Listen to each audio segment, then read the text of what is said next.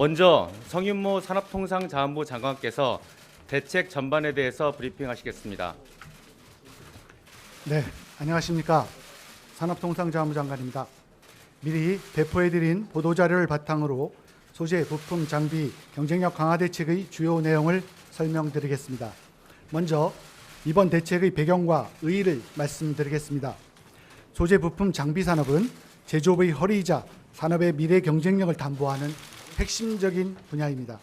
그간 소재, 부품, 장비 산업은 외형적으로는 성장하였지만 주요 핵심 품목들은 수십 년 동안 특정 국가에 대한 의존도가 매우 높고 수요 기업과 공급 기업 간 협력을 통한 자체 공급망 형성도 부족한 상황입니다. 정부는 이러한 상황을 매우 엄중하게 인식하고 소재, 부품, 장비 산업의 위기를 기회로 바꾸는 전화위복의 계기로 만들고자 합니다. 주력 산업 공급망에 결정적 영향을 끼치는 중요 품목에 대해 최대한 빠른 시간 내에 공급 안정성을 확보하고 전략적 핵심 품목에 자체 기술력을 쌓아 선두주자들과 대등하게 경쟁할 수 있도록 할 것입니다. 이를 위해 정부는 예산과 금융, 세제, 규제 특례 등 전방위적으로 국가적 자원과 역량을 총력 투입하는 특단의 대책을 마련하였습니다. 이번 소재, 부품, 장비 경쟁력 강화 대책을 통해 우리 제조업이 새롭게 혁신하고 도약하는 튼튼한 발판을 마련하도록 하겠습니다. 이번 대책은 소재, 부품, 장비 강국 도약을 위한 제조업 르네상스 실현이라는 비전 하에 크게 세 가지 전략을 추진하겠습니다. 첫째, 다각적인 공급 안정성 조기 확보. 둘째, 수요 공급 기업, 수요 기업 간 건강한 협력 모델 구축. 셋째, 강력한 추진 체제를 통한 대대적인 지원입니다. 다음으로 이번 대책의 주요 내용을 설명드리겠습니다. 먼저 100대 핵심 전략 품목들은 조기에 공급 안정성을 확보할 수 있도록 중점 지원하겠습니다. 핵심 전략 품목에 대한 수입국 다변화를 강력히 추진하겠습니다. 품목별로 대체 공급처를 조속하게 확보할 수 있도록 대체처 발굴, 소요자금 보증 등을 지원하고 24시간 통관 지원 체제를 운영하는 한편 보세 구역 내 저장 기간은 현행 15일에서 필요 기간까지 대폭 연장하며 대체 품목에 기존 관세를 40%포인트 경감하는 등 할당 관세도 적용하겠습니다. 불산, 레지스트 등 세계 통제 품목의 국내 생산을 위해 환경과 입지 등 인허가도 신속 처리하겠습니다. 아울러 지난 금요일 국회에서 통과된 추경자금 2,732억 원을 즉시 투입해서 20여 개의 핵심 기술을 최대한 빠른 시간 내에 확보하겠습니다. 기술 개발이 완료 단계에 있는 품목들은 280건의 신뢰성 평가, 100여 건의 양산 평가를 집중 지원해서 신속하게 생산으로 이어지도록 하겠습니다. 주력 산업과 신산업 공급망의 필수적인 80개 품목에 대해서는 R&D 집중 지원, 과감한 지원 방식의 도입, M&A 등 다각적 방식을 통해 공급 안정화에 주력하겠습니다. 여태합 면제 등을 통해 신속하게 R&D 사업비를 투입하는 등 7년간 약 7.8조 원의 대규모 투자를 계획하고 있습니다. 이를 위해 32개 공공연구소의 연구 역량을 총동원해서 기업들의 핵심 기술 개발도 적극 지원하겠습니다. R&D 방식은 패스트트랙 도입, 경쟁형 R&D, 개방형 R&D 방식 등 기술 개발의 속도와 성과를 높일 수 있는 과감하고 혁신적인 방식도 추진하겠습니다. R&D와 관련해서는 투자 전략과 프로세스 혁신 등을 담은 범정부 차원의 별도 계획을 8월 말까지 마련해서 과학기술정보통신부에서 발표토록 하겠습니다. 한편 국내에서 단기간에 기술 확보가 어려운 경우에는 M&A, 해외 기술 도입, 해외 기업 국내 유치 등을 통해 기술 확보 노력을 병행하겠습니다. 해외 기업 M&A 인수를 위해 2.5조 원 이상의 M&A 금융이 공급되도록 지원하는 한편 M&A 시 법인세, 세액 공제 등 세제 지원을 신설하고 M&A 지원 협의체를 구성하여 종합적으로 지원하겠습니다. 해외 기업 투자 유치는 현금 지원 비율을 현재 30%에서 40%로 확대하고 해외 전문 인력의 소득세 공제를 신설하는 등 우수 기술 인력 유치도 강화하겠습니다. 아울러 생산 과정에서 발생하는 화학물질 관리, 노동시간 등에 따른 애로는 신속하게 해결할 것입니다. 화학물질 등의 인허가 기간과 절차를 대폭 단축하고 조속한 연구 개발을 위해 특별 연장 근로 인가와 재량 근로제의 활성화도 적극적으로 도모해 나가겠습니다. 단기간 내 경영상의 어려움을 겪게 되는 소재 부품 관련 기업에 대한 만기 연장과 함께 올해 하반기 29조 원의 자금 공급 여력을 신속 집행하고 최대 6조 원 규모의 특별 운전 자금도 추가 공급하겠습니다. 다음으로 기업 간 협력 모델을 강력하게 구축하겠습니다. 이번 대책에서 가장 중점을 둔 부분이 기업 간 협력 모델입니다. 소재 부품 장비의 성공적인 개발을 위해서는 수요기업과 공급기업 간 협력, 특히 대기업과 중소 중견기업 간 상호 협력이 매우 중요합니다. 하지만 그간의 수요기업과 공급기업 간의 긴밀한 협력은 기대에 못 미친 부분이 있고 결과적으로 국내의 자체 공급망이 제대로 구축되지 못한 요인이 된 것도 사실입니다. 현재로서는 수요 공급기업 간 수직적 협력 모델과 수요기업 간 수평적 협력 모델을 중심으로 4가지 모델을 구상했습니다만 앞으로는 더 다양한 유형의 모델이 나타날 것으로 기대합니다. 이와 같은 모델에 참여하는 기업들에 대해서는 범부처 차원에서 입지, 세제, 규제 특례 등 강력한 패키지로 활성화를 지원할 것입니다.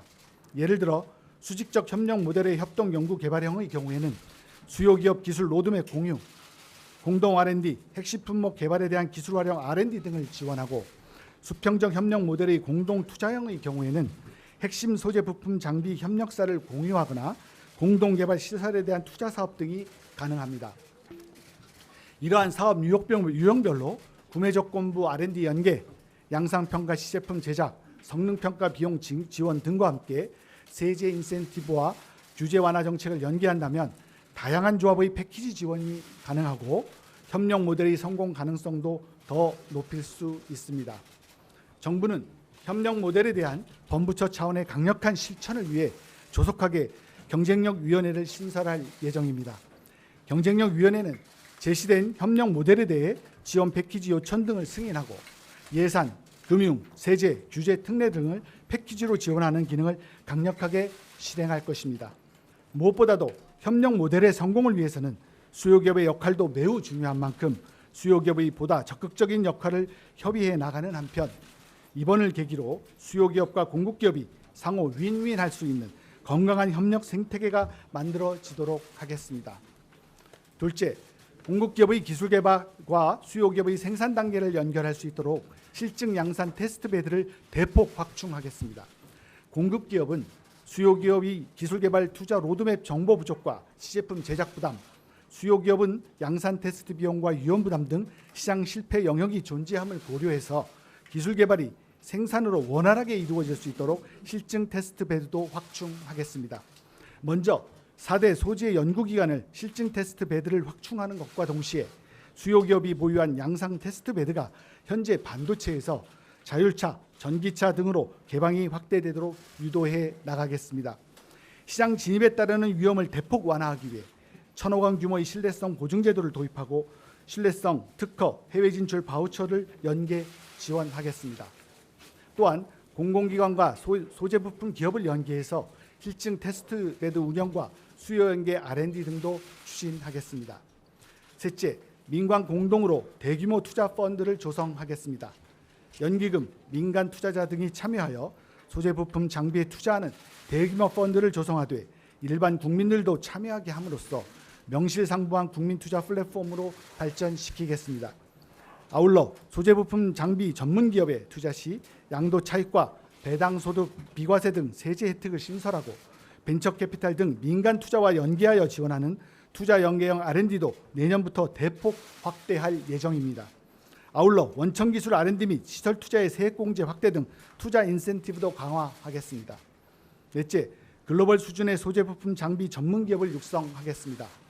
소재 부품 장비 전문 기업 육성을 위해 앞서 말씀드린 R&D, 신뢰성, 양산 평가 등 기업 성장 단계별로 필요한 여러 가지 지원과 대책들을 적시성 있게 일괄 지원하고 공공 연구기관과 연계해 신기술 확보를 지원하겠습니다.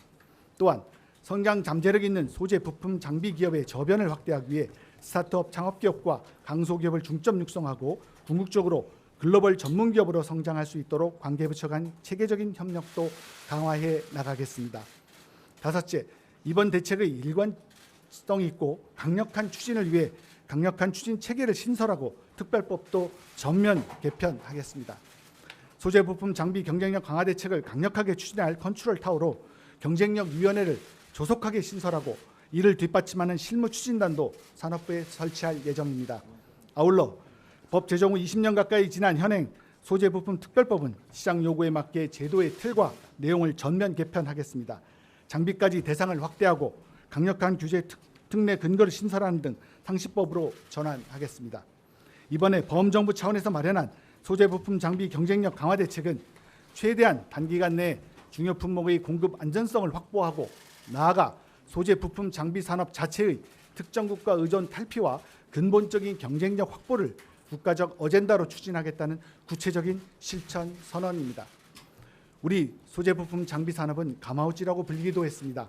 특히 지금의 현실은 우리 앞에 놓인 불확실성으로 인해 어려움이 커진 것도 사실입니다. 하지만 정부는 그간 숱한 위기를 극복해왔던 우리 경제와 산업의 저력을 믿고 있으며 이번 대책에 대한 강력한 실천 의지를 가지고 있습니다. 우리 모두가 합심한다면 충분히 극복할 수 있고 그간의 가마우지를 미래의 펠리컨으로 바꿀 수 있습니다. 소재 부품 장비 산업의 대외 의존 탈피와 경쟁력 확보를 위해 정부와 함께 힘을 모아주시길 부탁드리고 정부도 국민 여러분의 기대에 맞게 최선을 다하겠습니다. 이상으로 소재 부품 장비 경쟁력 강화 대책에 대한 설명을 마치겠습니다.